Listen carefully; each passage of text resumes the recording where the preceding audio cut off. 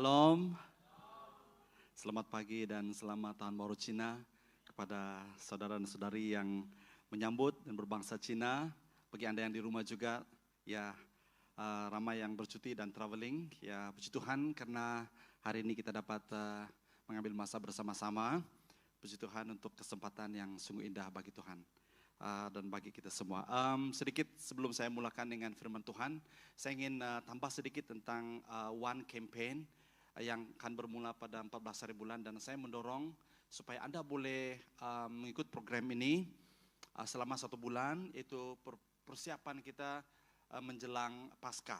Jadi ini sangat baik, dari anak-anak kecil sampai kepada orang dewasa boleh buat ini, dan saya mendorong bagi Anda dalam cell group Anda boleh buat program ini, baca setiap hari, dan di belakang sana Anda boleh scan QR di sana, dan Anda boleh ikut program membaca dan mendengar, dan ada video tentang Injil. Ya, jadi fokus pada tahun ini adalah Injil Matius, membaca seluruh Injil Matius, dan ini bukan hanya di Malaysia tapi ini di global, ada beberapa negara yang sedang mengikuti ini, dan kita dapat bayangkan apabila kita sama-sama mendeklarasi, belajar firman Tuhan, kebenaran firman Tuhan, mempersiapkan hati kita secara personal, dan saya sangat percaya akan ada sesuatu yang terjadi di alam roh.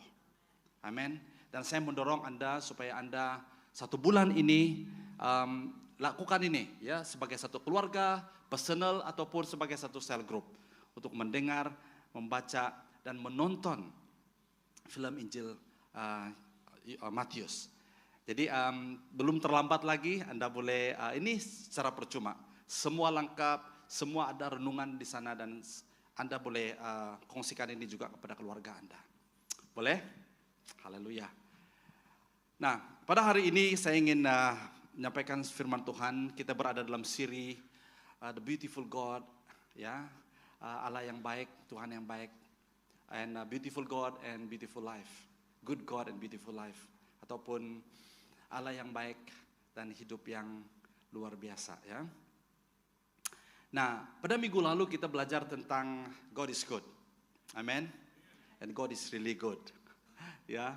Kebaikan Tuhan itu tidak dibatasi dengan keadaan dan situasi. Keadaan baik, keadaan tidak baik, keadaan yang mungkin menekan hidup kita, itu tidak pernah mengubah karakter dan hakikinya Allah. Sifat hakikat Allah itu tetap sama. Amin.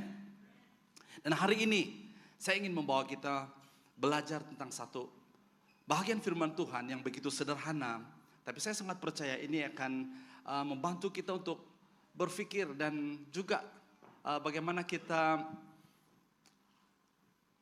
masuk di dalam jalur rancangan Tuhan dalam hidup kita. Dengan satu pertanyaan, apa yang Anda mahu, ataupun what you want in life, apa yang Anda cari dalam kehidupan ini. Nah, sebelum itu saya teruskan dengan firman Tuhan ini. Saya ingin buat kesaksian terlebih dahulu, boleh? Dan sesuai dengan firman Tuhan yang kita belajar minggu lalu, God is good, Allah itu baik. Saya benar-benar merasakan dan mengalami kebaikan Tuhan itu bukan pada minggu lalu saja karena mendengar firman Tuhan, tetapi ya setiap hari kita mengalami kebaikan Tuhan. Tapi very special this week, ya, pada minggu ini saya alami kebaikan Tuhan yang luar biasa, hari demi hari, waktu demi waktu, dan saya tidak tahan sebenarnya untuk tunggu hari ini untuk bersaksi di hadapan jemaat. Ya, firman Tuhan berkata kita mengalahkan dunia, kita mengalahkan kuasa-kuasa dunia ini dengan darah Tuhan Yesus dan dengan kesaksian kita. Jadi kalau Anda ada kesaksian, jangan simpan-simpan. Kesaksian itu bukan untuk disimpan dong. Ya, kesaksian itu harus disampaikan, harus dikatakan, harus diungkapkan. Jadi banyak platform kita hari ini untuk menyatakan, menceritakan kesaksian kita.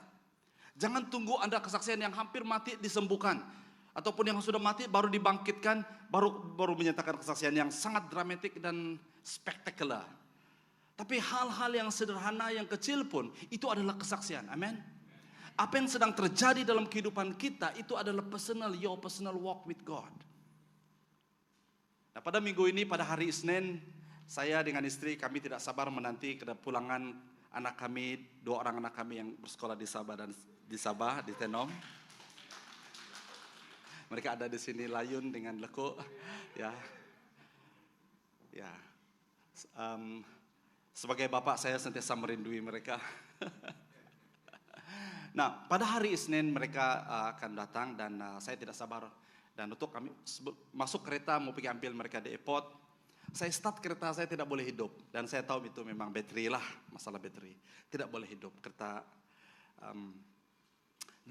Saya tidak ada pilihan untuk kereta saya yang satu lagi, kereta yang lebih kecil, Kenari, dipakai oleh anak saya. Dia jalan. Dan saya tidak ada cara lain, saya telepon kawan saya yang Grab car. Saya katakan, kawan boleh tolong saya pergi ambil anak saya di airport. Dan oke, dia sudah oke. Dan saya telepon anak saya, dia katakan, saya on the way balik. Oke lah, pendekkan cerita. Saya pakai kereta yang kecil, kami dua, dan itu musim hujan begitu lebat sekali. Puji Tuhan kami sampai di airport, dan ternyata flight anak kami delay, jadi kami tunggu lebih lama di airport. Biasanya saya bukan tahu kereta, saya tidak tahu kereta. Saya hanya tahu pandu saja, tahu pandu isi minyak, tukar tayar bolehlah, ya. Kalau jump start semua itu yang sederhana saya boleh Pak. Dan karena lama tunggu dan saya keluar, something is telling me to come out from the car. Saya stop kereta, saya keluar di airport. Dan saya jalan-jalan di sekitar kereta itu kan. Dan mata saya melihat kepada tayar depan sebelah kiri saya. Di luar, sebelah luar itu sangat bagus. Tayar itu masih still a very good tayar, belum botak lagi, ya. Tapi saya melihat di dalam saya ternampak satu stretch putih. Dan saya curious dan saya pergi tengok lebih dekat dan saya suruh istri saya pusingkan tayar, ternyata bahwa tayar di dalam itu sudah hampir pecah. Bukan sejak benang dia keluar, dawai dia pun sudah keluar, dan saya cek seluruh tayar itu sebenarnya sudah, dan itu just waiting to burst. Dan bayangkan itu kereta kecil, kami 4 orang, saya, istri saya, dan kedua anak saya. Kalau kami mungkin, ya itu sangat berbahaya. Wah, saya betul-betul bersyukur kepada Tuhan.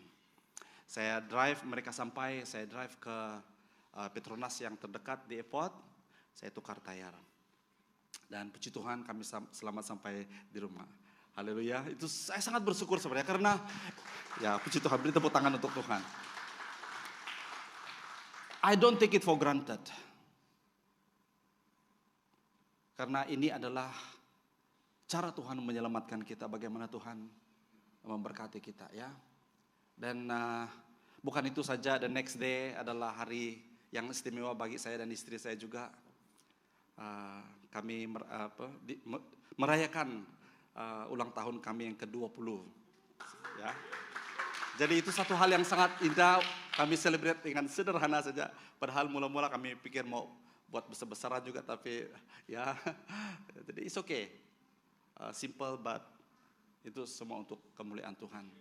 Bukan itu saja, banyak hal lagi. Dan minggu ini karena saya apply scholarship untuk anak saya sekolah di college MCKL, sudah dalam penantian dalam beberapa bulan ini, dan dalam minggu ini juga itu sudah diluluskan, puji Tuhan. Jadi semua banyak hal-hal yang baik yang Tuhan berikan kepada kita, dan juga kehadiran anak kami bersama kami selama 1 bulan ini bercuti bersama dengan kami. Wow, God is good, amen. Jadi mari kita buka hati kita, buka mata kita, buka telinga kita melihat kebaikan Tuhan. Karena Dia adalah Bapa yang baik. Dia ini seperti tidak sabar-sabar ingin memberikan yang baik kepada anak-anaknya. Amin. Dan ingat, rahasianya adalah apa yang kita belajar minggu lalu. ESK, bukan NSK ya. ESK apa? Masih ingat? Apa? Ask. Seek. Knock. Kuncinya adalah kita harus minta. Kuncinya adalah harus kita cari. Kuncinya harus kita knock. Dan Bapa kita, He is more than happy. Dia siap untuk memberi yang terbaik kepada kita. Amin. Haleluya. Jadi pada pagi hari ini saya ingin membawa kita lebih dalam lagi tentang satu pertanyaan yang sangat sederhana, tapi penting dalam kehidupan kita. Apa yang Anda sedang cari dalam hidup ini? Ya. What do you want? Bayangkan ada satu kesempatan ya, in your lifetime berjumpa dengan Tuhan Yesus. Dan He is asking you this question. Dan Dia bertanya Anda soalan ini. Coba bayangkan sekarang, imajinasi Anda. What is the one thing that you will ask God? Jangan beritahu saya lah. Ya. Tapi tanya dalam hatimu. What is the one thing? Apa yang Anda mau sebenarnya dalam hidup ini? Mungkin Anda sudah mulai berpikir kan? Banyak kan? Apa yang Anda mau? Apa yang Anda mau capai? Apa yang Anda mau alami? Apa yang Anda mau nikmati dalam kehidupan ini? Dan saya berdoa melalui firman Tuhan hari ini akan dapat menjawab some of these questions. Soalan-soalan yang mungkin selama ini kita bergumul dengan soalan-soalan seperti ini. What am I here for? Kenapa saya harus lahir di dunia ini? Apa yang saya sedang cari sebenarnya? Kenapa saya harus meninggalkan keluarga saya yang jauh di kampung, di Sabah dan Sarawak, harus datang di sini di Semenanjung Malaysia? Ya, apa yang sedang saya cari sebenarnya? Seperti saudara kita Pastor Tom, jauh dari Amerika datang di Malaysia. Apa sebenarnya yang dia cari? Ya, dan saya sangat percaya soalan ini adalah personal untuk kita hari ini. Amin. Are you ready? Wow, ini luar biasa. Sebenarnya saya tidak sabar-sabar untuk berkongsikan firman Tuhan ini. Tapi sebelum itu, kita akan melihat beberapa perkara yang boleh kita belajar bersama. Ada tiga sebenarnya saya mau kongsikan hari ini tentang it can be rule of life ataupun what is important in life, kunci untuk bahagia dan sebagainya. Pertama adalah jika Anda tidak mencari apa yang Anda mau. Oke, setiap kita ini ada kemauan. If you are a human being, kalau kita makhluk yang dipanggil manusia, pasti kita ada kemauan. Anak kecil pun, anak yang 3 tahun, 5 tahun, 10 tahun pun, kalau kita tanya mereka, somehow mereka ada kemauan di dalam hidup mereka. Amin, betul? Nah, semua kita di sini ada kemauan, betul? Nah, jika Anda tidak mencari apa yang Anda mau, Anda tidak akan pernah mendapatkannya. Setuju? If you do not go after what you want, you will never have it. You will never have it. Itu akan terus menjadi dream. Itu hanya menjadi bayang-bayang. Itu hanya menjadi angan-angan. Itu hanya menjadi sesuatu yang ilusi dalam hidup Anda. Dan Anda tidak akan pernah mendapatkannya kalau Anda tidak mencari. Are you with me? Yes. The next one.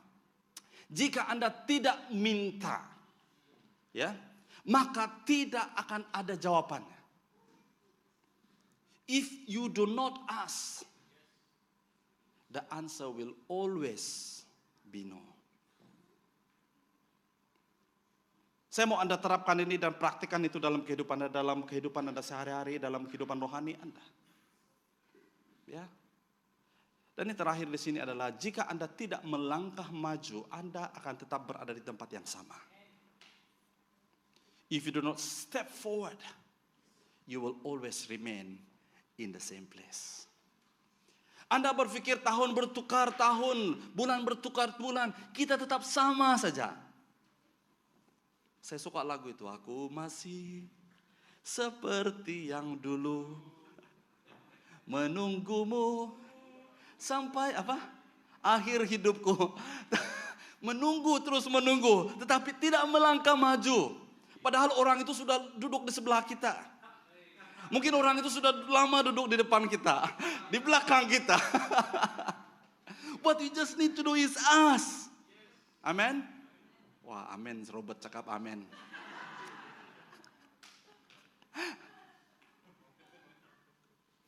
Haleluya. Dan ini juga kita boleh praktikkan dalam kehidupan sehari-hari kita. Kita boleh praktikkan ini di dalam kehidupan rohani kita. Amen. We cannot remain the same. Kita hanya tahu Injil Matius saja. Ada berapa Injil? 1 saja kah? Ada 4. So read your Bible. Nah, tema kita tahun ini adalah berakar dan berbuah kan? We need to grow in life. Jangan kita hanya duduk saja selama ini, tapi kita mau melayani Tuhan. Haleluya. Kita kata, pastor saya tidak pandai menyanyi, Bapak Ustaz. It's okay. Pastor saya tidak pandai main musik, it's okay. Tapi banyak pelayanan lain yang kita boleh buat. Amin. Saya mendorong jemaat Tuhan. Ya, pada tahun ini, step out. Step out, katakan, I want to do something. I want to do something. I want to serve. Saya mau bertumbuh. Saya mau bergerak. I don't want to be in the same place forever. Kalau Anda memilih untuk berada di tempat yang sama setiap hari, itu pilihan Anda. Saya rasa Anda adalah orang yang paling malang. Karena dunia ini is so big. God gave us dunia yang begitu luas untuk kita explore, saudara. Haleluya. Haleluya. Jadi kita akan menjadi orang yang paling rugi. Ada pepatah Melayu mengatakan seperti katak di bawah tempurung. Dia pikir itulah dunia yang paling nyaman. Padahal dunia itu lagi lebih besar. God wants us to explore because the world is so beautiful. Amen. Nah, hari ini saudara-saudara yang saya kasih dalam nama Tuhan, saya membawa Anda melihat dan belajar firman Tuhan ini. Satu bahagian perikop dalam Alkitab yang begitu luar biasa sekali. Dan dari ayat ini, dari cerita ini, kita akan belajar banyak hal. Saya membawa kita melihat di dalam Yohanes, bab yang pertama ayat yang ke-35 sampai ayat yang ke-39. Saya akan membaca dengan suara kedengaran, Anda ikut pembacaan di screen Anda ya. Pada hari yang berikut, Yohanes berada di situ lagi bersama dua orang muridnya.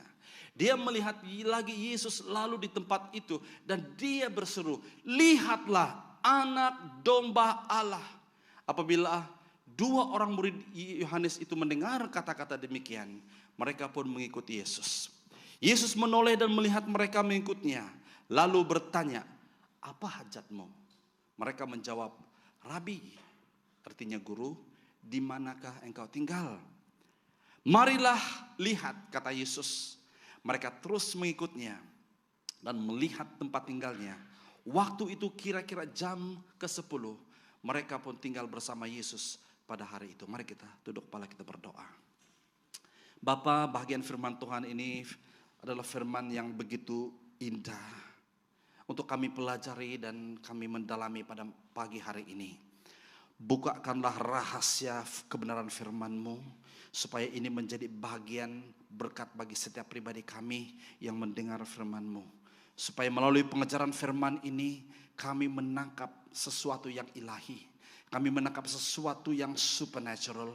Kami menangkap sesuatu yang sangat pribadi bagi setiap pribadi kami pada pagi hari ini. Berkatilah pemberitaan firman-Mu.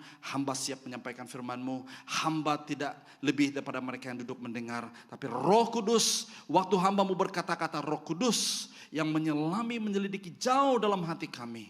Supaya firman ini menjadi bahagian dalam hidup kami hari ini. Terima kasih Bapa. Berbicaralah, kami mendengar dalam nama Yesus. Amin. Saya juga memilih teks ini untuk salah satu renungan kami pada prayer retreat yang 2 minggu yang lalu dan sangat luar biasa. Haleluya. Bagi yang ikut retreat pada 2-3 minggu yang lalu, mereka berkesempatan untuk merenungkan ayat firman Tuhan ini lebih dalam. Dan setelah saya mendengar kesaksian-kesaksian dan apa yang dialami oleh setiap pribadi ini yang ikut, wow, luar biasa sekali. Saya melihat dan saya belajar dan melihat firman Tuhan itu adalah firman Tuhan yang dinamik. It speaks to each and individual differently. Ya, mengikut season, mengikut keperluan kita. Waktu saya melihat firman Tuhan ini, saya sudah baca firman Tuhan ini beberapa kali. Saya sudah banyak kali merenungkan firman Tuhan ini. Whenever I come to this, setiap kali saya datang kepada bagian firman Tuhan ini, Tuhan berikan saya picture yang luar biasa. Waktu Tuhan katakan, marilah. Wow, itu satu ajakan, satu invitation yang begitu luar biasa sekali. Dan waktu saya merenungkan ini dan saya katakan, I need to say this to the congregation. Saya ingin kongsikan ini kepada Anda semua. Nah, kalau kita lihat konteks cerita ini adalah Yohanes. Yohanes berbicara dan ayat-ayat sebelumnya ini pasal yang pertama. Dia menyatakan bahwa dia telah mendeklarasikan bahwa Yesus itu adalah Mesias. Dia sudah memberitahukan kepada murid-muridnya bahwa dia adalah pembuka jalan kepada yang akan datang kepada Yesus. Dia menyatakan bahwa dia tidak layak membuka tali kasutnya pun. Ya, dia yang membaptiskan Yesus. Kita tahu semua itu kan, Yohanes membaptis. Dan Yohanes Pembaptis pada waktu itu dia ada murid dia. Ada beberapa disciple dia. Ya, dan dia sudah memberitahu kepada disciple dia, kepada murid-murid Yohanes Pembaptis, bahwa akan ada datang satu lagi pribadi, itu Yesus. Dia adalah Mesias. Dia lebih besar daripada Yohanes Pembaptis. Dia sudah memberitahu bahwa dia adalah Mesias. Dia adalah anak domba Allah itu. Dan pada perikop ini, pada ayat yang ke-35, pada hari berikutnya, the next day, Yohanes berada di situ. Berada di tempat di mana dia bersama dengan Tuhan Yesus. Bersama dengan murid-muridnya. Dan di situ dia melihat, dalam ayat yang ke-36, dia melihat lagi Yesus lalu di tempat itu dan berseru. It's a familiar place. Tempat yang biasa Yesus lalu. Dan disitulah tempat Yohanes juga selalu mengajar murid-muridnya. Dan ketika dapat bayangkan dalam pikiran kamu, dalam imajinasi kamu, Yesus lalu di situ. Dan Yohanes berkata kepada muridnya yang ada dua, ada di situ, dia katakan, behold, lihatlah. Perkataan lihat ini sangat penting saudara dalam kehidupan kita. Kita harus membuka mata rohani kita dengan sebesar-besarnya, seluas-luasnya, sedalam-dalamnya. Untuk melihat. Karena salah satu hal yang dunia selalu lakukan adalah untuk menutup mata rohani kita. Sehingga kita tidak dapat melihat apa yang terjadi. Apa yang Tuhan sedang lakukan dalam kehidupan kita. Ataupun apa yang Tuhan sedang lakukan di dalam negara kita. Apa yang Tuhan sedang lakukan di bangsa kita. Kita perlu mata rohani ini terbuka untuk melihat juga strategi-strategi iblis. Yang sedang dan bahkan begitu aktif sekali. Mencari peluang dan kesempatan untuk menjatuhkan kita. Untuk melemahkan kita. Bukan saja kita untuk mengenal panggilan Tuhan ataupun rencangan Tuhan. Tapi juga untuk mengetahui rancangan-rancangan si iblis. Jadi ini sangat penting, dia katakan lihatlah. Dan waktu dia katakan lihatlah kepada murid-muridnya. Murid-muridnya berpaling. Ya, muridnya bayangkan ya, muridnya berpaling. Dan melihat sok tubuh yang sedang melewati di tempat itu. Dan ayat ini berkata, dia berseru. Berseru dengan bercakap tidak sama. Berseru itu kira-kira seperti apa? Seperti berteriakan. Seperti mengumumkan. Nah, Yohanes Pembaptis karena dia begitu yakin akan pribadi Yesus. Dia kenal pasti Yohanes. Dia kenal siapa Yesus. Dia adalah Mesias. Dia tidak segan. Dia berseru dengan sekuat suaranya mungkin. Dan dia katakan, lihatlah anak domba Allah. Apabila murid-muridnya mendengar anak domba Allah, coba bayangkan apa yang murid-muridnya pikirkan. Straight away, ada sesuatu pengajaran yang sudah mereka dengar daripada Yohanes Pembaptis tentang anak domba Allah. Ada sudah bayangan-bayangan dalam pikiran mereka tentang apa yang mereka sudah baca dalam perjanjian lama. Tentang anak domba yang akan menjadi korban. Straight away to connect di dalam hati dan roh mereka. Very interesting dalam ayat yang ke-37. Apabila dua orang murid Yohanes itu mendengar kata-kata demikian. Apa mereka buat? Mereka tidak ragu-ragu. Mereka tidak tunggu lama. Mereka tidak bertanya-tanya, betulkah dia ini? Betulkah Yesus ini Tuhan? Tapi dengan iman, apa yang mereka buat? Mereka pun mengikut Yesus. Wow, luar biasa. Dalam ayat ke-38, Yesus menoleh dan melihat mereka mengikutnya, lalu bertanya, apa hajatmu? Nah, kita akan belajar satu persatu ayat ini, saudara. Yohanes Pembaptis, waktu dia mengistiharkan bahwa Yesus sebagai Mesias, murid-muridnya tidak pernah ragu akan pengistiharan yang diberikan oleh Yohanes Pembaptis. Dengar baik-baik. Yohanes Pembaptis adalah mentor mereka. Dua murid yang dikatakan dalam ayat tadi adalah Yohanes. Bukan Yohanes Pembaptis ya, Yohanes. Yang menulis Injil Yohanes. Dan Andreas, itu dalam ayat yang seterusnya Anda boleh disebut nama dia Andreas. Tapi nama Yohanes tidak disebut di situ, tapi menurut kajian dan itu adalah Yohanes. Karena Yohanes penulis, karena dia tahu waktu, dia begitu detail di dalam penulisannya, karena dia berada di situ waktu itu. Itu dia menulis Injil Yohanes. Nah, pada hari berikutnya Yohanes berada di situ. Ya. Satu pengistiharan yang luar biasa. Nah, hari ini saudara dan saudari yang saya kasih, kita sudah banyak mendengar tentang Yesus adalah Mesias kan? Dan seperti one campaign yang kita dengar tadi, tema kita tahun ini adalah Jesus the Messiah.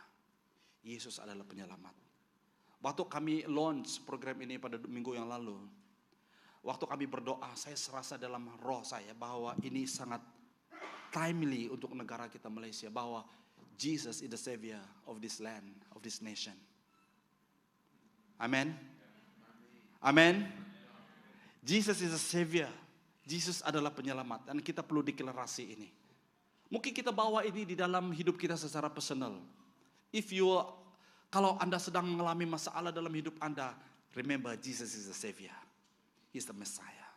Dia adalah Mesias yang akan menyelamatkan hidup kita.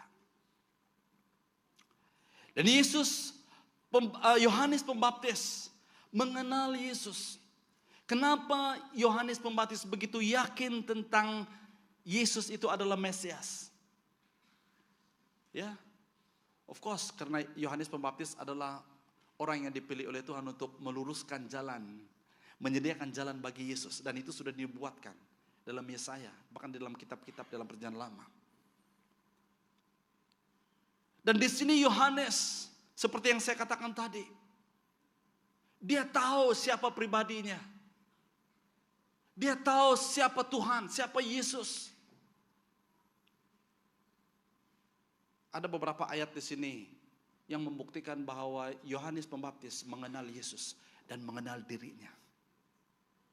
Kita sebagai pemimpin, waktu saya merenungkan ini, kita sebagai pemimpin sore, minta maaf untuk spelling error, mengenal dirinya.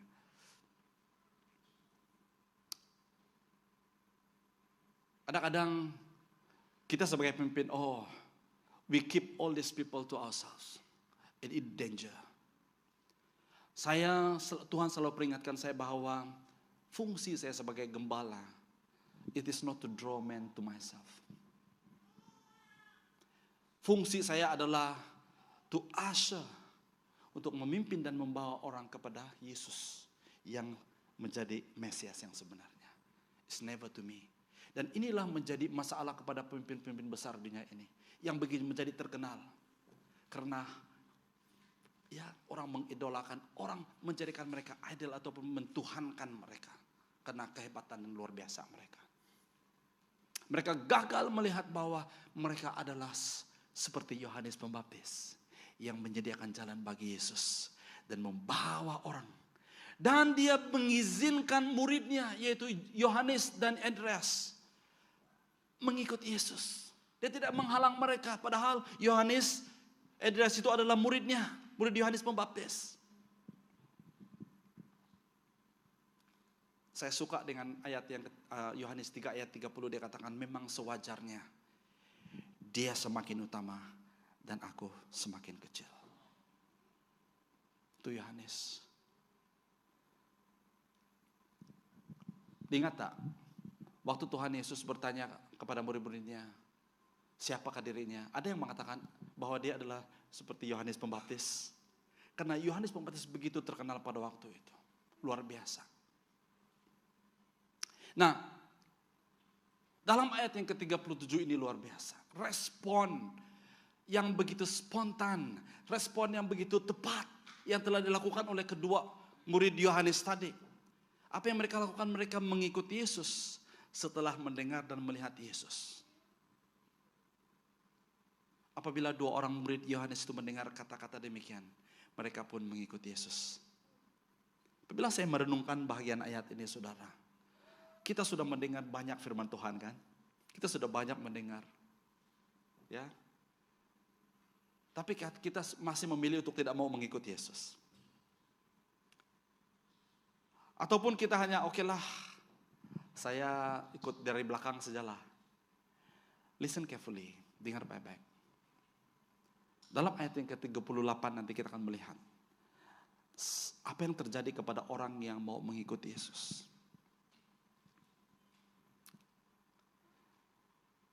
Apa yang Tuhan tuntut dari kita adalah mengikut. Katakan bersama, mengikut.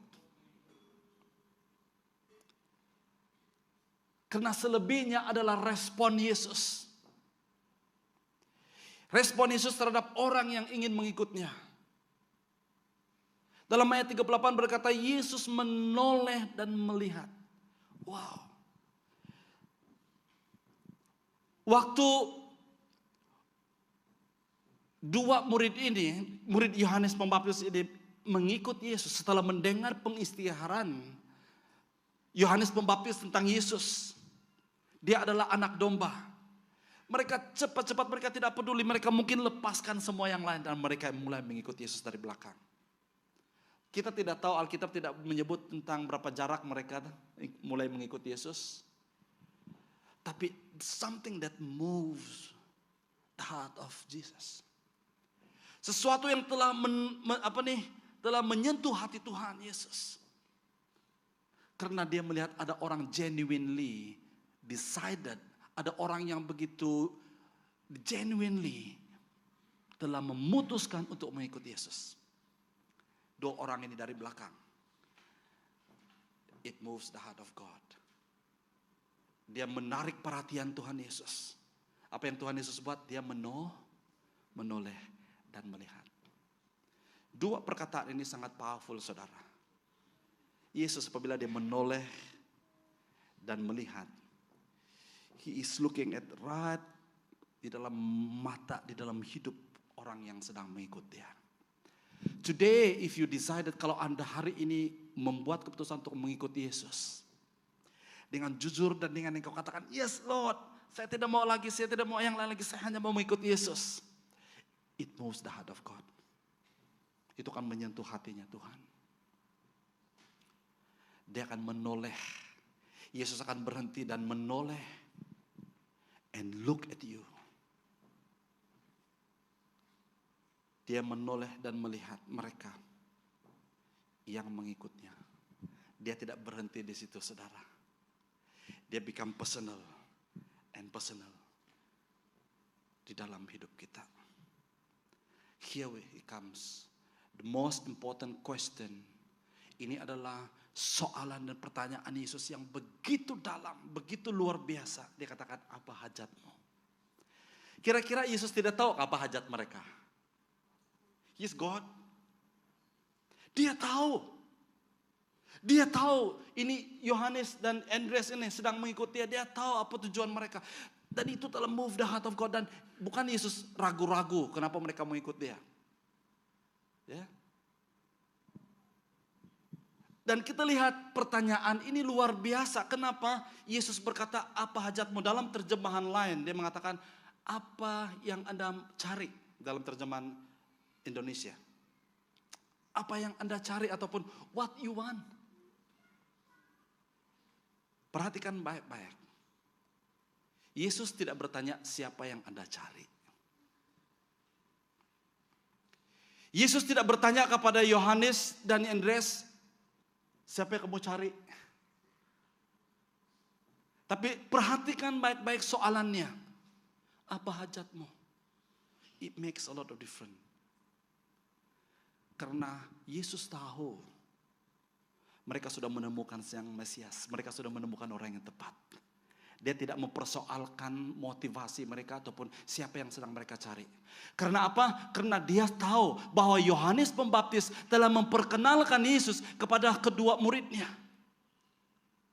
Karena setelah mereka diperkenalkan kepada Yesus, mereka sudah tahu tentang Yesus, maka oleh karena respon murid-muridnya dan melangkah untuk mengikut dia, Yesus bertanya, apa hajatmu? It is a very deep question, you know. Kalau kepada orang yang kita tidak kenal, kita tidak akan bertanya soalan yang seperti ini kan. Kita mungkin bertanya, siapa yang kau cari? Tiba-tiba ada orang stranger following you from behind. Tiba-tiba ada orang yang baru mengekori Anda dari belakang. Mungkin Anda bertanya, mau cari siapa? Kan? Tapi oleh karena Yesus tahu mereka, lihat jauh dalam hati mereka, Yesus bertanya, what do you want from me? He is saying this. Dia sebenarnya bertanya, apa yang kamu mau daripada saya? Kenapa kamu mau mengikut Mesias ini? Kenapa kamu mau mengikut Tuhan di atas segala Tuhan, Raja di atas segala Raja ini? That is it. Itu yang sebenarnya. Perhatikan baik-baik. Respon kedua murid ini. Mereka menjawab, Rabbi ataupun Rabbi. Artinya guru, di manakah engkau tinggal? Apabila saya merenungkan ini, saya begitu kagum. Saya begitu kagum dengan respon dua murid Tuhan Yesus ini. Mereka tidak begitu terburu-buru mau mendapat apa yang mereka mau. Mungkin ini adalah peluang yang pertama dan mungkin yang terakhir. Bertemu dengan Mesias. Bertemu dengan Tuhan di atas segala Tuhan. Wow, mungkin berkatakan ini this is our chance, this is the only chance. Inilah peluang kita yang pertama dan terakhir. Kita minta apa yang kita mau daripada Tuhan. But they not. Karena mereka mengerti dan faham apa itu discipleship. Menjadi matang dan menjadi bertumbuh itu saudara, bukan itu tidak terjadi overnight. Mendapat berkat daripada Tuhan itu bukan overnight saudara. Anda mengharapkan mukjizat bukan secara instan. Yes, kalau Tuhan berikan mukjizat, ya dia boleh bagi instan. Tapi Tuhan selalu membawa kita ke dalam proses. Amin. Katakan bersama saya, proses. Karena di dalam proses itulah membuat kita menjadi kuat. Di sini kita lihat Yesus tahu motivasi mereka. Dan Yesus bertanya, apa hajatmu? Dan benar. Kerinduan mereka, keinginan mereka. Apa yang mereka cari sebenarnya saudara? Mereka sedang mencari satu, apa yang dipanggil keintiman. Katakan bersama saya, keintiman. Wow. Kristen, kita tidak boleh miss ini di dalam kehidupan kita. Kalau kita hanya menjadi Kristen biasa-biasa, tidak ada keintiman dengan Tuhan. We are missing something so big. Kita terlepas daripada satu yang sangat-sangat powerful di dalam Christian life. Yang dipanggil keintiman.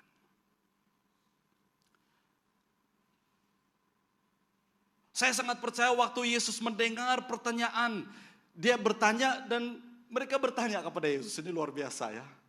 Dia tidak terus beritahu apa yang ditanyakan. Yesus bertanya, apa hajatmu? Mereka bertanya kepada Yesus, di mana tempat tinggal? Tidak ngam. Macam tidak ngam kan dia punya jawaban. Dia bukan memberi jawaban. Tapi dia bertanya. Soalan di atas soalan. Wah, ini luar biasa. Ya. Kalau orang bertanya kepada Anda, jangan cepat-cepat jawab soalan. Kau suka saya kah? Jangan terus cakap, saya suka kau bah. Jangan. Tanya dia soalan dulu. Ya. Kau boleh bayar kah saya punya dowry? Bukan itu yang, itu bukan soalan-soalan yang terakhir-terakhir lah. Tapi yang perlu adalah, kau cinta Yesus kah? Tanya dia dulu itu. Kalau dia tanya kamu, saya mau kawin kau, bahwa saya sayang sama kau, Pak. Oke? Kau cinta Yesus kah? Kau cinta Yesus kah? Tanya dia dulu. Kau sayang Yesus kah? Kalau dia, ya. Tunggu dulu ya. Tunggu dulu. Dan karena saya suka sama suka, mari kita kawin. Tanya dia soalan dulu. Kau sudah ada kerja kah? Jangan tanya dia berapa sudah duit kau di bank. Jangan tanya dia. Tanya dia, Kau pergi gereja mana?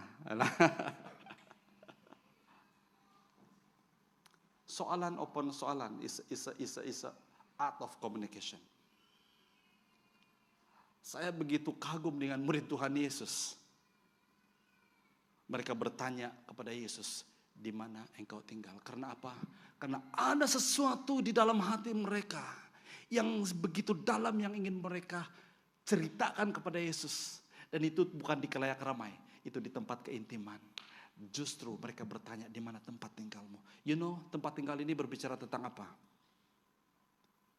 Solitude, yes. Privacy. Privacy. Keintiman. Tempat tinggal ini juga berbicara tentang satu hal yang sensitif, betul? Tidak semua orang boleh invite anybody to their house. Ya. Karena rumah adalah satu yang privacy. Kita tidak mau orang lain datang di rumah kita dan melihat, oh ini melihat kelemahan dan apa yang semuanya kan. Tidak semua orang. Privacy. Dan mungkin Tuhan Yesus berpikir, siapa kamu ini? You are stranger. Mau pergi rumah saya. Mungkin kalau kita menggunakan imajinasi kita seperti ini it helps us. Dia akan membantu kita untuk kita mendalami firman Tuhan. Ada satu pertanyaan dalam hidup kita ini hari ini kan. What do you really want in life? Apa yang sebenarnya kita kejar dalam hidup kita? Dan hari ini kita berpulang merenungkan firman Tuhan ini. Mungkin Yesus sedang berdiri di depan Anda dan bertanya, what you want? Apa yang Anda sedang cari, apa yang Anda sedang mau. Dan we have this opportunity, golden opportunity. Kesempatan emas, peluang emas untuk bertanya dan memberi jawab, memberitahu Tuhan Yesus apa yang kita mau. Can you pause for a while? Anda ada peluang ini hari ini. Can you tell God? Bolehkah Anda beritahu kepada Tuhan? What is in your heart? Apa yang ada dalam hatimu? What you want in life?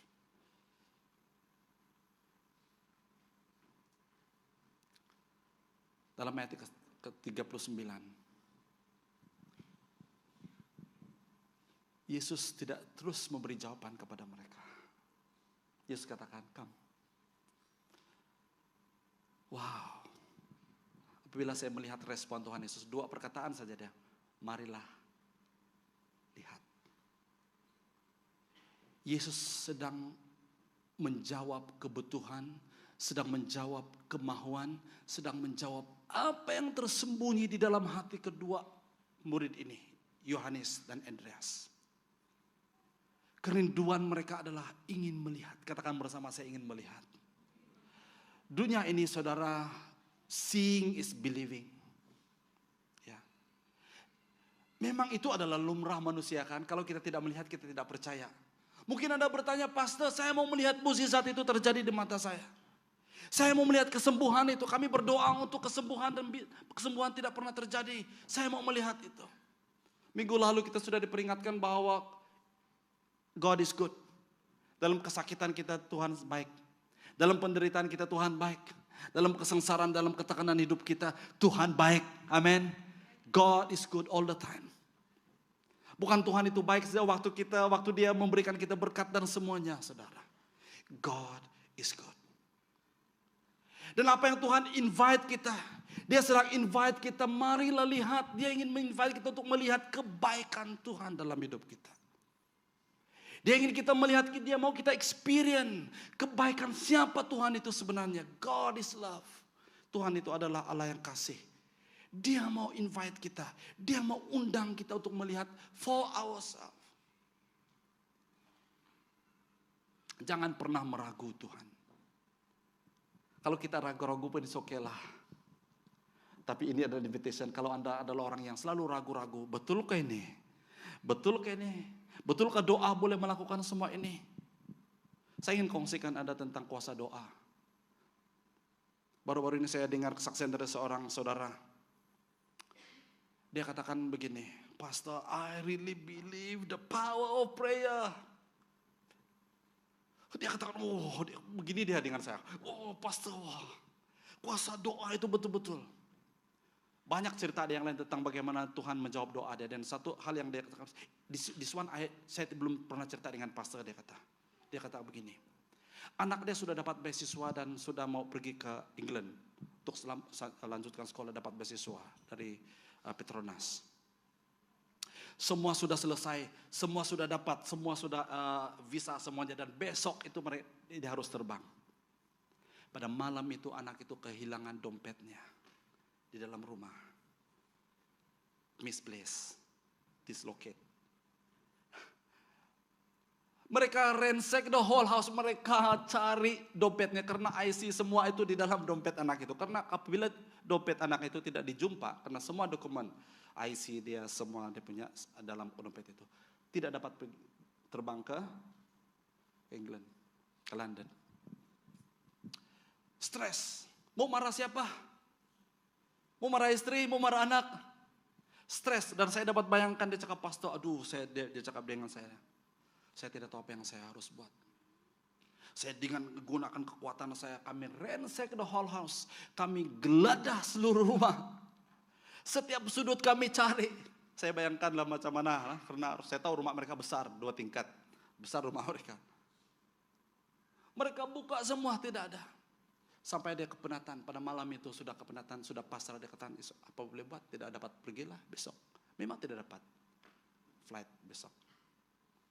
Tuhan ingatkan dia, why don't you pray?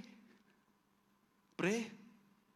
Secara logik kan, pray, what can pray do? Terus dia bertobat di hadapan Tuhan, sorry. I know. Tuhan sudah banyak menjawab doa saya. Dia berdoa. Waktu dia tenang, dia berdoa. Tuhan suruh dia katakan, pergi go upstairs. Dia katakan, saya sudah tidak tahu berapa puluh kali sudah saya naik di bilik yang sama. Dia argue dengan Roh Kudus. Roh Kudus katakan, go upstairs. Dia tidak mau. Penat sudah kan, kau bayangkan. Sepanjang hari menggeledah rumah cari dompet yang kecil seperti ini. Dia okelah, pergilah. Dia sudah pergi, dia tidak ada mood lagi karena tempat-tempat itu sudah tidak tahu berapa kali dia pegang. Dan perhatian dia kepada satu blanket yang di corner sana, dia pegang blanket itu, dia gegar-gegarkan, dia lepas. Nothing. Dia turun.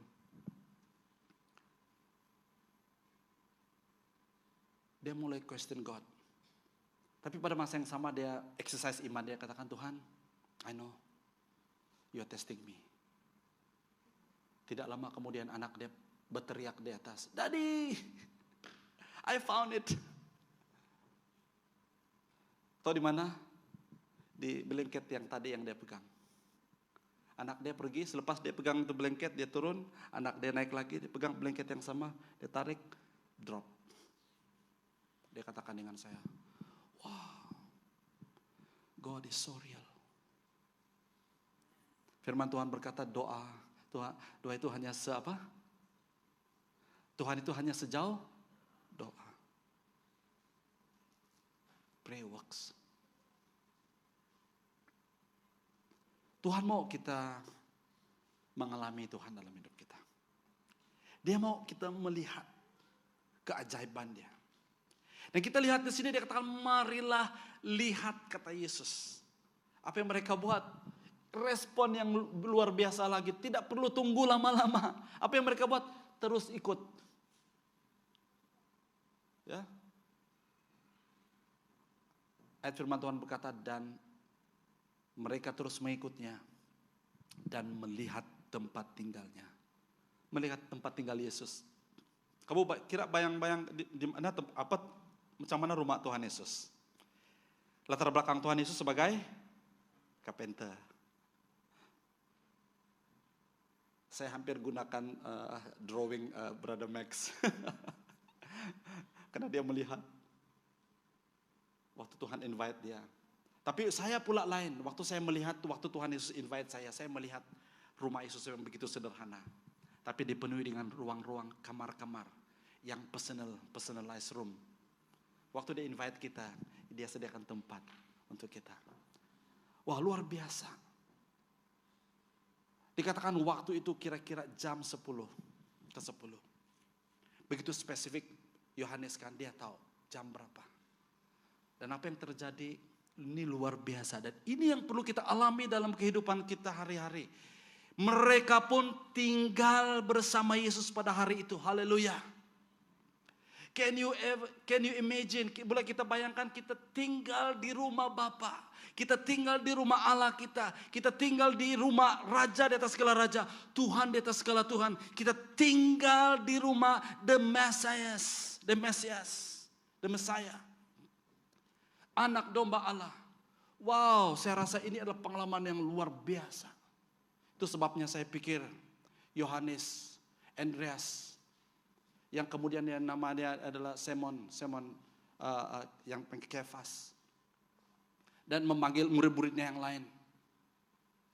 Itu sebabnya mereka waktu mereka berhadapan dengan kematian pun mereka tidak meninggalkan Yesus. Karena mereka pernah tinggal di dalam rumah Yesus. Haleluya. Mereka sudah pernah mengalami Yesus dalam hidup mereka. Kalau dilihat dalam teks ini saudara, kenapa Petrus ya pernah menyangkal Yesus berapa kali? Karena Petrus tidak pernah mengalami pengalaman yang dialami oleh Andreas dan Yohanes. Ini pemahaman saya, tidak dicakap dalam teks ini, tapi pemahaman saya. Ini adalah renungan saya. Karena saudara, apabila kita pernah mengalami tinggal di dalam hadirat Tuhan, it makes your life tidak sama lagi. Amin saudara. Karena firman Tuhan kita sudah tes. Kita sudah mengalami dan kita merasakan kuasa Tuhan, kebaikan Tuhan di dalam kehidupan kita. Ini luar biasa. Sebagai aplikasi dalam hidup kita hari ini saudara. Jangan kita berhenti setakat kita tahu tentang Yesus. Saya tahu tentang Yesus. Kalau bercakap tentang Yesus, ya saya tahu. Ya. Mungkin kita banyak fakta yang kita tahu tentang Yesus. Mungkin banyak pengetahuan karena kita baca, kita belajar, kita dengar firman Tuhan. Ya. Tapi jangan berhenti setakat tahu. Tetapi marilah kita sampai kita benar-benar mengenal pribadi Yesus. Nah, untuk kita betul-betul mengenal pribadi Yesus perlu ada kedekatan. Betul? Ya. Waktu saya bercinta dengan istri saya, kami cinta jarak jauh. Saya di Semenanjung Malaysia, dia di Sabah. Ya. Saya tanya dia, kau suka saya? Ya, saya suka. Tunggulah kita jumpa dulu.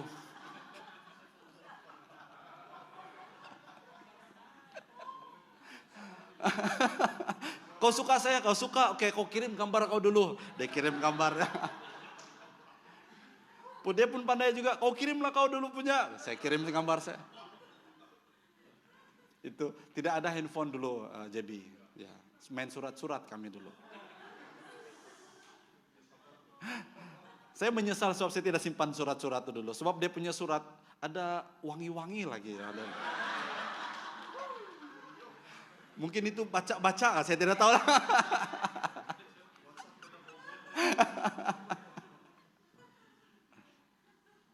Ya. Pengenalan, kami mengenal melalui surat. Dan untuk balik kampung itu, dulu 1 tahun sekali saya balik ataupun 2 tahun baru sekali balik. Belum ada AirAsia, mahal tiket waktu itu. Ini 20 lebih tahun yang lalu ya. Kumpul duit dari awal tahun, balik mas saja waktu itu 700-800 itu kali jalan, pergi balik sudah 1.000 lebih, mahal. Kadang-kadang 2 tahun baru saya dapat balik sekali. Hati itu tidak sabar, karena mau dekat, mau lihat dia secara dekat. Saya tidak tahu kamu bercinta sekarang ini lah. Setiap waktu dia bagi gambar yang pertama itu, setiap hari saya tengok.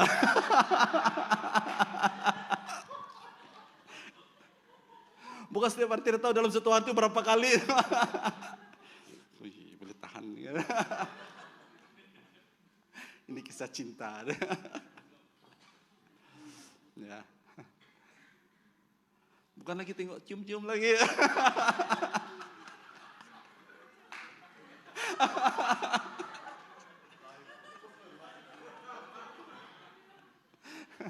Mana orang tahu kan? Tapi hati-hati sebab dulu kan itu apa tuh gambarkan dia kalau kena air dia rusakan. Pelan-pelan dah. Tapi saya tidak tahu dia lah macam mana. Ada cium-cium juga kah? Oh ada dia cakap.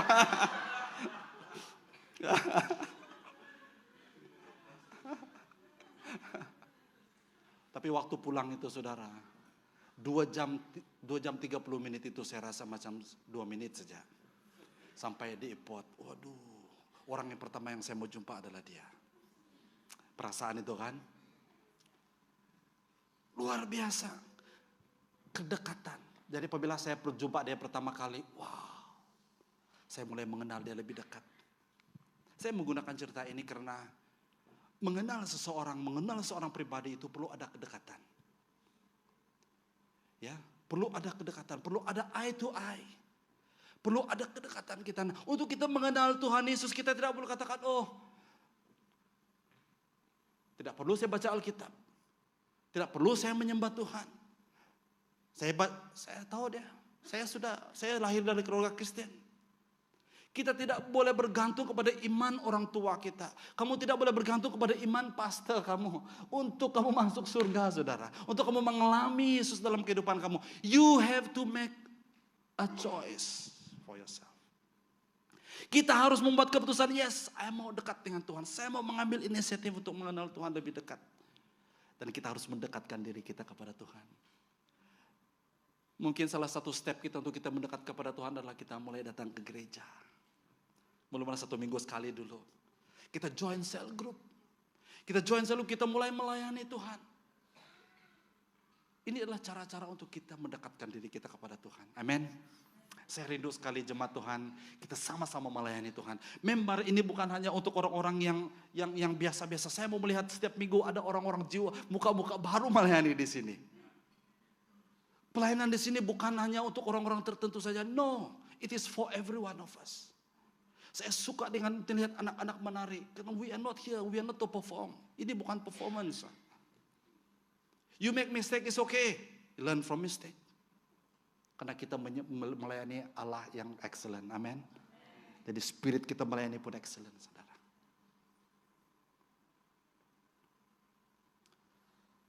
Saya akhiri dengan satu cerita ini. Ada seorang pemuda, dia datang kepada orang tua. Grandfather. Dan dia bertanya kepada grandfather, dia katakan, Grandpa,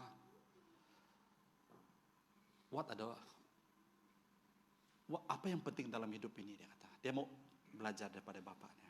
Dia pada grandfather. Grandfather dia katakan, 3 perkara penting. Pertama, pastikan Anda kawin dengan pasangan yang betul. You must get married to the right spouse. Ini dia punya cakap ya. Karena apa dia katakan? Karena 1/3 of our masa hidup kita adalah kita spend dengan spouse kita. Can you imagine you married the wrong spouse? Setiap hari gaduh. And 1/3 of your time is spent with your spouse. Itu sebabnya kadang-kadang saya melihat dalam marriage counseling, saya melihat ada suami yang sengaja pulang lewat dari kerja. Dia tengok masa dia, oh istri dia sudah tidur, baru dia datang pulang rumah. Jarang-jarang kita melihat suaminya tidak sabar mau pulang. Oh ini mau jam, sudah mau cepat-cepat karena mau jumpa istrinya, mau jumpa keluarga, mau jumpa anaknya. Dia katakan, pastikan kau kawin the right spouse. Itu sebabnya saya tekankan kursus pranikah. Thank you Steffi. Dia 2 kali ikut, kalau boleh 3 kali.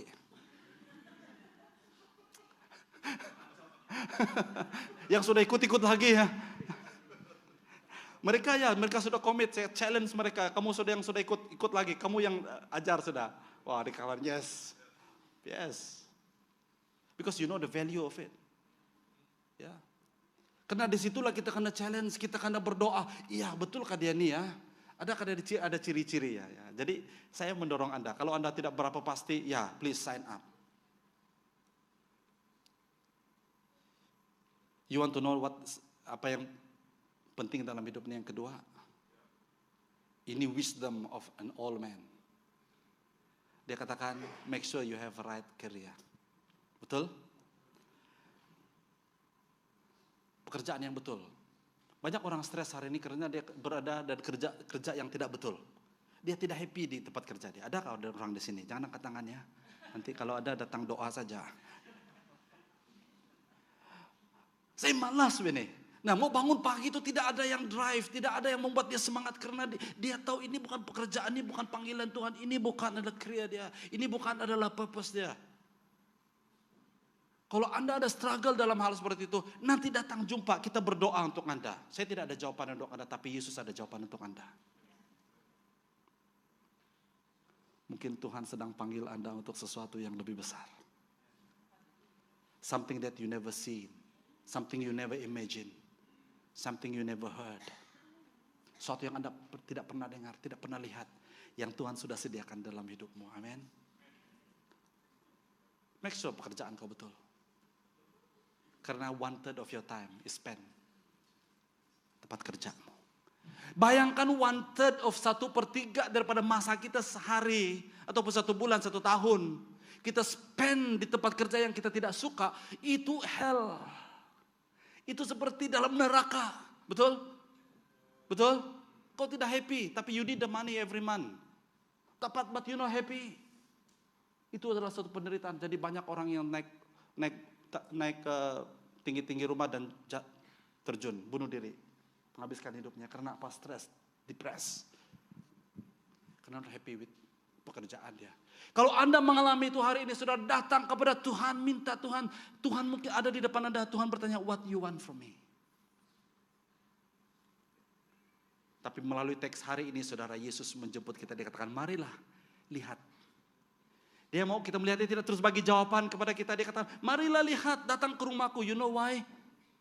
Waktu saya melihat dan merenungkan firman Tuhan ini, pengenalan Yohanes Pembaptis tentang Yesus, dia tidak sebut Mesias. Tapi dalam ayat-ayat sebelum dia sebut tentang Yesus adalah Mesias, dia katakan, lihatlah the Lamb of God. The Lamb of God speak about what? Suffering. Mengikut Yesus adalah suffering. Lamb of God. Kalau kita lihat lamb ataupun domba, adalah seekor binatang yang begitu polos. Binatang yang mengikut saja. Ya. Luar biasa. Kamu mau tahu yang terakhir? Ini akan mengejutkan Anda. The wisdom of an old man. Deng deng deng. Yang ketiga dia katakan, make sure you have a good bed. Tempat tidur yang baik. Saya hampir ketawa waktu saya tengok ini, tapi saya mengalami ini betul. It speak about sleep. It speak about your rest.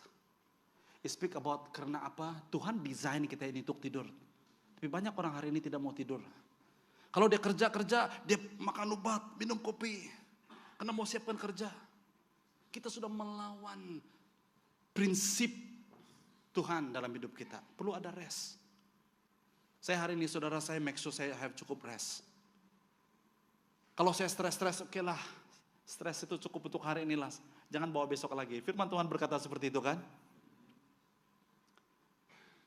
Apa yang penting dalam hidup ini adalah you must have a good rest. Betul? Make sure you have a good rest. Saya banyak membaca baru-baru ini tentang banyak orang yang collapse, mati, dan heart attack, dan stroke dan sebagainya. Salah satu penyebab utamanya adalah karena lack of rest. Quality hidup yang tidak baik. Quality tidur yang tidak baik. Jadi make sure you have a good bed. Tempat tidur yang baik, maksudnya tidur yang baik. Make sure you have that. Ini lucu sebenarnya, tapi ini betul. Ini kenyataan dalam hidup kita. Karena kita mau mengejar kejayaan, kita mau mengejar sukses, kita mau mengejar sesuatu, kita kompromis masa tidur kita. Bahaya untuk Anda, saudara. Jangan Anda katakan, oh saya masih muda, Bapak Pastor. Ya, Anda masih muda. Anda tidak akan menjadi muda selamanya. Betul? Don't compromise your sleep. Jangan oversleep lah. Karena ada orang mati juga karena oversleep. Maximum is quarter lah, one quarter. Ya, ada yang mengatakan bahwa 7-8 jam itu, if I have 7-8 jam, wow itu luar biasa. Saya ada 5-6 jam saja, it's good enough for me. But make sure you have a good quality life, quality sleep. Karena 1/3 of your time is spent on your bed. Tapi saudara tidak berhenti di sini ya. A wisdom of all men. Tadi dia katakan make sure you have a good spouse. Make sure you marry the right spouse. Make sure kamu ada pekerjaan yang baik. Pekerjaan yang tepat lah. Dan kamu ada tidur yang baik. Tapi mari kita lihat firman Tuhan. Dan saya mau akhiri di sini. Apa yang terpenting dalam hidup ini adalah. Mari kita baca sama-sama dalam Matius 6 ayat yang 33. 1, 2, 3. Utamakanlah kerajaan Allah serta perbenarannya, dan semuanya itu akan diberikan kepadamu. Ini EVB ya, tapi saya suka terjemahan TB. TB gunakan cari. Original words-nya adalah zeto. Zeto adalah cari. Zeto adalah terjemahan yang tepat adalah cari. Tapi ini adalah konteks yang ada kepentingannya juga utamakan. Dia berbicara tentang priority. Apa yang kita prioritize, apa yang priority keutamaan dalam hidup kita adalah kerajaan Allah dan pembenarannya. Tapi dalam konteks ini, perkataan yang digunakan oleh Yesus, apa yang kamu cari, apa hajatmu. Terjemahan EVB di sini tidak begitu tepat. Apa hajatmu? TB yang lebih tepat, dia katakan apa yang kamu cari. Perkataan cari itu missing. Zeto. Perkataan yang sama itulah adalah perkataan yang digunakan di dalam Matius 6 ayat yang ke-33. Yang mengatakan carilah. Karena cari ini berbicara tentang satu usaha. Satu effort. Satu yang dinamik yang terus dilakukan. Ya, mencari itu adalah satu sifat yang harus mencari. Ada kelaparan, ada kehausan. Dia mencari sampai dia dapat. Dan itulah sifat kita yang seharusnya dalam kehidupan kita ini. Yang tidak berhenti mencari. Yang tidak berhenti berusaha. Untuk mencari sesuatu yang penting. Dan yang terpenting dalam kehidupan kita. Penting, banyak hal-hal yang penting. Seperti yang the wisdom of this old man just now. Itu wisdom, itu bagus. Tidur bagus kan? Pekerjaan yang bagus. Istri dan suami yang baik. Yang tepat. Ya. Tapi the most important above all. Apa yang terpenting di atas semuanya ini adalah kerajaan Allah dan kebenarannya. Kerajaan Allah itu berbicara tentang apa? Because the kingdom of God is so big, so huge. The mysteries of God's kingdom is luar biasa, saudara. Dan Tuhan mengizinkan kita mengalami dan melihat semua itu terjadi dalam kehidupan kita. Tuhan unveil, Tuhan buka, Tuhan layer after layer. Merahasia kerajaan surga. Wow, kita akan sentiasa diwaukan oleh penemuan-penemuan kita apabila kita datang dekat kepada Tuhan. Rahasianya adalah kita tidak boleh lihat itu dari jauh. Itu sebabnya Yesus menjemput saya dan Anda hari ini. Dia katakan, marilah. Tinggallah bersamaku. Marilah and come and see for yourself. Itu sebabnya Andreas dan Yohanes tidak pernah menyangkal Yesus. Bahkan di Yohanes, waktu Yesus disalibkan, dia ada di situ. Saudara dan saudara yang saya kasih dalam nama Tuhan Yesus Kristus, mari kita memposisikan hati kita hari ini. Terus mencari dan mencari. Karena orang yang mencari akan pasti mendapat. Orang yang mencari akan pasti menemukan. Amin. Dan yang penting apa yang kita cari itu penting. I don't care what you are, what you want in your life. Apa yang Anda sedang cari, mungkin Anda sebagai student, mungkin Anda cari sesuatu yang lain. Mungkin Anda sedang bekerja, ya we are in a very different season of life kan. Apa yang Anda cari, saya tidak tahu. Tapi remember, we cannot afford. Kita tidak boleh tidak mencari ini. Yang firman Tuhan katakan, carilah apa? Yang terlebih dahulu adalah kerajaan Allah dan kebenarannya ataupun perbenarannya. Di sini terjemahan EVB cantik, perbenarannya. Dia berbicara tentang Jesus himself because he is the truth. He is the righteousness. Amin. Perbenaran di sini tidak begitu tepat. Kebenaran di sini tidak begitu tepat. Perbenarannya yang tepat. Karena he speak about himself. Mencari pribadi Yesus. Marilah kita tahun ini saudara, belum terlambat lagi. Baru masuk bulan kedua kan. Kita mendekatkan diri kita kepada Tuhan. Amin. Kita akan jadikan ini satu resolusi kita. Kita mau capai ini dalam hidup kita.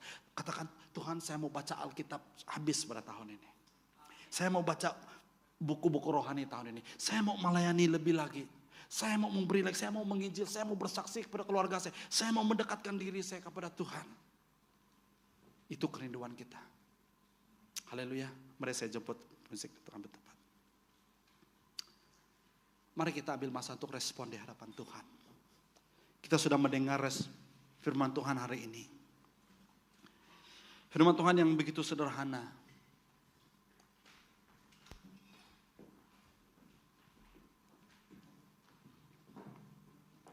Ketika Yesus bertanya kepada kita, apa hajatmu? What you want? Apa yang Anda sedang cari? Anda sebenarnya dijemput oleh Tuhan untuk melihat.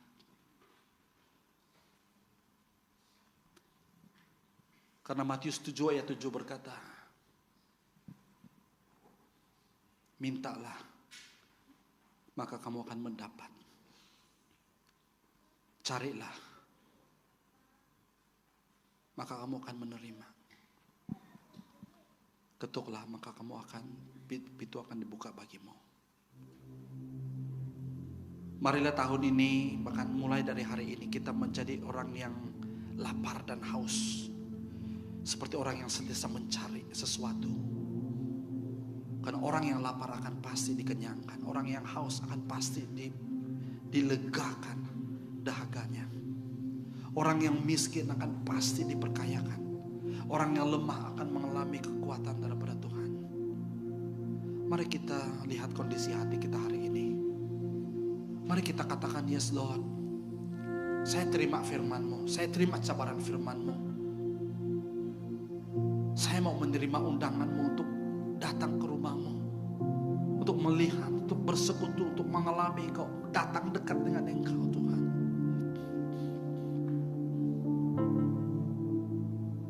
Mari kita datang dengan sikap berdoa kita di hadapan Tuhan. Tutup matamu. Saya memberikan waktu ini dalam 1-2 menit untuk kita merespon dalam hati kita. Anda boleh berdoa di dalam hati Anda. Bayangkan bahwa engkau berhadapan dengan Yesus. Bayangkan Anda adalah salah seorang daripada murid yang di dalam Alkitab tadi, dalam cerita tadi. Bayangkan Anda adalah Yohanes ataupun Andreas. Apa yang Anda lihat? Apa conversation Anda dengan Tuhan apabila Tuhan menjemput Anda tinggal di rumahnya semalaman sehari? Engkau menemukan the wonders of God. Engkau menemukan the mysteries of God. Engkau menemukan hal yang luar biasa. Bahkan Tuhan menceritakan banyak hal, rahasia-rahasia. Bahkan engkau berkesempatan bertanya soalan-soalan yang mungkin engkau tidak dapat tanya sebelum ini. Coba bayangkan dalam pikiranmu, dalam imajinasimu. Engkau adalah salah seorang daripada murid Yesus tadi. Yesus berkata kepadamu, apa hajatmu, apakah engkau mau? Dan engkau berkata, di manakah tempat tinggalmu? Dan Yesus menjemput engkau untuk datang melihat, datang ke rumahnya dan tinggal bersamanya. Bayangkan di dalam pikiranmu hari ini, saat ini. Apa yang Anda lihat di rumah Yesus? Apa yang Anda lihat, apa yang Anda dengar daripada Yesus?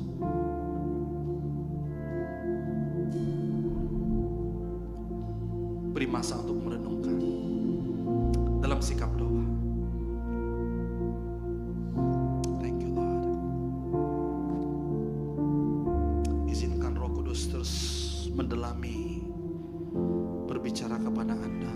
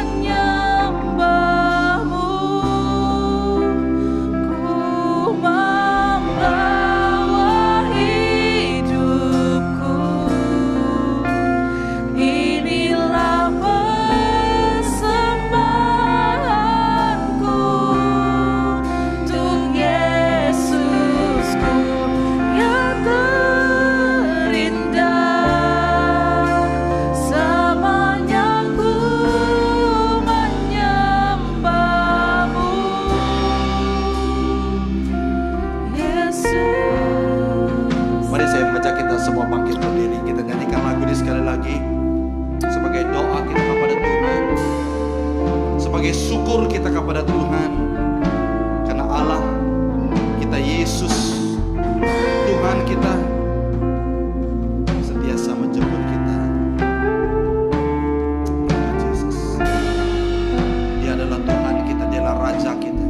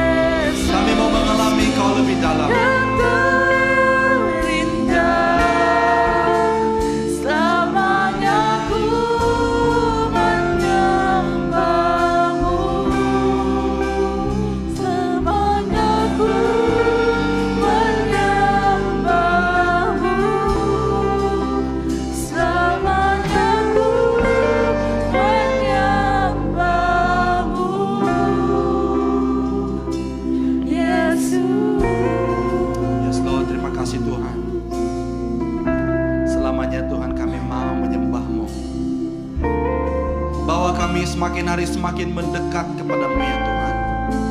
Bahwa kami semakin hari semakin intim denganmu ya Tuhan. Untuk melihat dan mengalami keajaibanmu dalam hidup kami. Mengalami dan melihat mukjizat dan misteri kerajaanmu yang besar dalam hidup kami Bapa. Bukalah hati kami Tuhan untuk melihat. Seperti firman-Mu yang kami dengar hari ini Bapa. Kami mau menjadi seperti kedua murid Yesus, Yohanes dan Andreas, yang tidak mengambil banyak waktu untuk mengikut Yesus dan menyatakan betapa mereka rindu untuk mengalami, untuk bersama dengan Yesus. Karena apabila kami memiliki hati seperti ini, memiliki kerinduan untuk tinggal, untuk datang, untuk melihat bahwa Engkau tidak pernah mengecewakan kami Tuhan. Engkau akan membuka mata kami untuk melihat Jika selama ini Tuhan mata kami tidak dapat melihat, kami tidak dapat mengalami keajaiban-Mu, kekuasaan-Mu, keajaiban-Mu yang besar itu Tuhan. Bila hari ini Tuhan Yesus, Kau bukakan itu Tuhan dalam hati kami. Wah, setiap kali kami mengambil effort, mengambil usaha untuk datang mendekat dengan Engkau Tuhan, baik di dalam doa dan penyembahan kami, di dalam masa teduh kami Tuhan Yesus, Engkau tidak pernah mengecewakan kami Bapa. Engkau hadir, Engkau datang Tuhan, Engkau berbicara kepada kami, Engkau berbicara langsung ke dalam situasi dan keadaan kami. Apapun keadaan situasi kami Tuhan Yesus, apabila Engkau ada di sana Tuhan, kami tahu segala-galanya akan berubah. Karena firman-Mu berkata, kerajaan-Mu datanglah dan kehendak-Mu yang terjadi. Hamba-Mu berkati jemaat Tuhan pada petang hari ini, tengah hari ini. Setiap benih firman-Mu yang kami dengar pada hari ini mungkin sederhana, tapi Tuhan, kami telah menjadikan hati kami seperti tanah yang baik, yang subur. Supaya benih firman-Mu ini jatuh di tanah hati kami, dia akan bertumbuh, berakar dan bertumbuh dan terus bertumbuh dan berbuah bagi Engkau Tuhan. Jadikan kami Tuhan bukan hanya menjadi pendengar, tapi kami menjadi pelaku kan kebenaran firman-Mu. Terima kasih Tuhan Yesus. Terpuji dan termulia nama-Mu. Berkatilah setiap pekerjaan kehidupan mereka. Baik yang masih belajar, masih bersekolah, Engkau berkati mereka di dalam nama Tuhan Yesus. Berkati mereka dengan kebijaksanaan, hikmat, pengetahuan, supaya mereka dapat belajar dengan baik dan dapat menyelesaikan sekolah mereka, kuliah mereka di college, university, sekolah. Bagi mereka yang bekerja, baik kerjaan swasta, bekerja sendiri, hamba mau berkati setiap tangan-tangan mereka di dalam nama Tuhan Yesus. Apa yang menjadi kerinduan hati mereka Tuhan, apa yang menjadi kebutuhan mereka, apa yang menjadi keperluan mereka Bapa, di dalam nama Tuhan Yesus, Engkau penuhi dalam nama Tuhan Yesus. Engkau berkati mereka dengan luar biasa. Engkau limpahkan mereka dengan luar biasa. Mungkin ada di persimpangan jalan, sedang mencari arah tuju hidup mereka, mencari arah keria mereka ataupun panggilan mereka. Berdoa di dalam nama Tuhan Yesus, apabila mereka mengalami Engkau, apabila mereka ada perjumpaan dengan Engkau pribadi lepas pribadi, mereka akan mengalami, mereka akan tahu tujuan Tuhan, mereka akan clear direction mereka di dalam Engkau Tuhan. Apa berdoa bagi mereka yang sedang mencari pekerjaan yang saat Tuhan, Engkau berkati mereka Tuhan.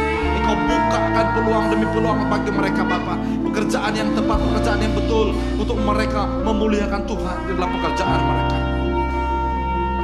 Bagi mereka yang mencari pasangan hidup mereka Tuhan, kami berdoa Engkau yang menyatakan Tuhan the right pasangan pada masa yang tepat. They need not to rush, tapi in the right time, oh God. Kami berdoa Tuhan Yesus, bagi anak-anak Tuhan yang mungkin dalam penderitaan, sakit, penyakit, mungkin ada kali keluarga mereka yang sakit, menderita saat ini. Engkau adalah Allah yang menyembuhkan. You are Jehovah Rapha. We speak healing upon their life right now in Jesus' name. We declare health and wholeness. Kami mengistiharkan kesembuhan terjadi dalam hidup mereka, di mana mereka terbaring, di mana mereka saat ini Tuhan Yesus, Engkau berikan mereka kekuatan. Hamba berdoa di dalam nama Tuhan Yesus, penuhi hati kami dengan sukacita, penuhi hati kami dengan damai sejahtera yang meluap-luap dalam hidup kami Tuhan. Karena kami tahu kami mempunyai Bapa yang baik, Allah yang baik, yang sentiasa mengasihi kami, yang sentiasa peduli akan hidup kami. Haleluya, terima kasih Bapa. Sebentar ini Tuhan kami keluar, kami akan pulang. Kami mempertaruhkan hidup kami ke dalam tangan-Mu Bapa. Kami mempertaruhkan masa depan kami, minggu depan dan seterusnya dalam hidup Tuhan. Tuhan menjaga, Tuhan melindungi, Tuhan memelihara kami. Tuhan mencukupkan kami. Jauhkan kami dari segala berbahaya, serangan-serangan kuasa sakit penyakit. Jauhkan kami dari segala berbahaya, apapun tipu daya iblis, kami patahkan semua di dalam nama Yesus. Jadikan kami seperti orang, seperti pahlawan, more than conqueror, menang dan menang di atas segala apa yang kami lewati setiap hari. Jemaat Tuhan yang dikasihi, angkatlah kedua belah tanganmu dan terimalah doa berkat. Dia berkuasa memeliharamu supaya kamu tidak tersandung, dan membawamu ke hadiratnya tanpa cacat celah dan dengan penuh sukacita. Dialah yang Allah yang Esa, penyelamat kita melalui Yesus Kristus Tuhan kita. Bagi Dialah segala kemuliaan, bagi Dialah segala kehormatan, bagi Dialah segala keagungan dan kekuasaan dari dahulu, sekarang, sampai selama-lamanya. Di dalam nama Tuhan Yesus kami sudah berdoa dan mengucap syukur. Dan setiap anak-anak Tuhan yang sudah diberkati Tuhan, mari kita sama-sama katakan amin. Berikan tepuk tangan bagi Tuhan kita yang hidup. Haleluya, haleluya.